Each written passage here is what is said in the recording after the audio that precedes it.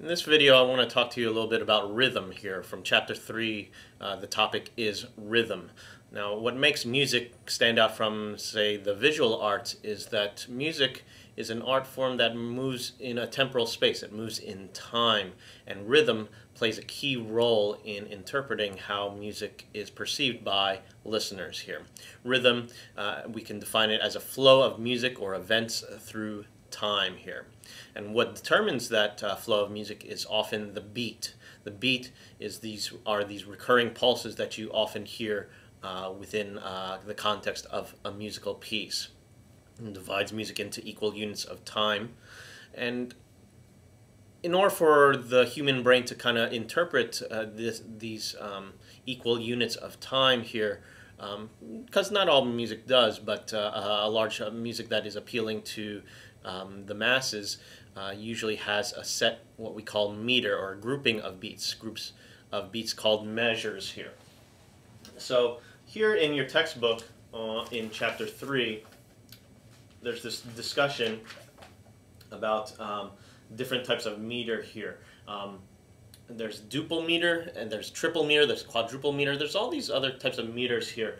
One of the first examples that they give here is just the simple "Mary Had a Little Lamb." If I played that here at the piano, Mary had a little lamb.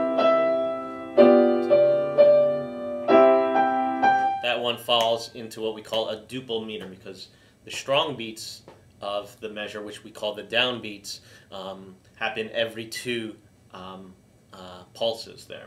Whereas something like "My Country 'Tis of Thee," the patriotic song for America, happens every three, like this.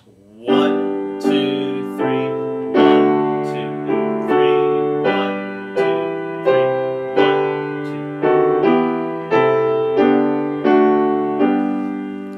2. So what you want to do is try to, when you're listening to a piece of music there, try to determine what meter is it in. Most popular music you'll find is going to be in some type of duple or quadruple meter, whereas a lot of classical music will also can vary between both duple and triple type of meters. Not only is the organization of the beats important in interpreting or deciding what is being expressed in music, but the tempo plays a key role in determining the mood or emotional effect of a particular piece of music. The speed of the beat or the pace of the music is what we call the tempo. Tempo, usually in written music, is indicated at the beginning of the piece, and as is the case with dynamics, we use Italian terms often with determining the tempo here. Here you see a chart there that's also in your textbook here. So for example, I could have something that's in a duple meter, but if it's played, let's say, largo, which would be very slow.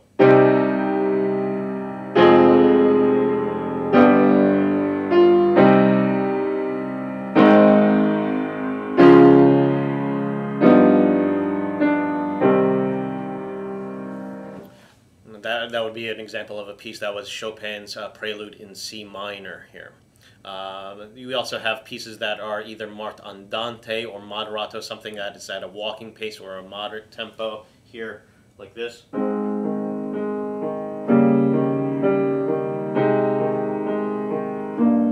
Feel the beat.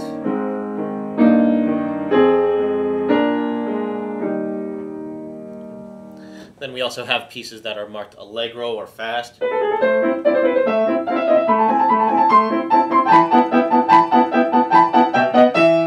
And then they can go either as fast as presto or prestissimo.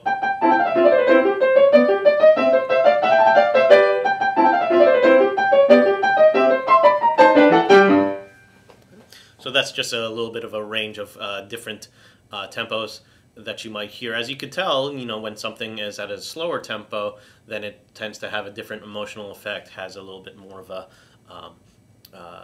downer or relaxed effect, whereas something that is presto has this sense of urgency or excitement to it there. So tempo is a big factor in the way that we interpret different types of music here.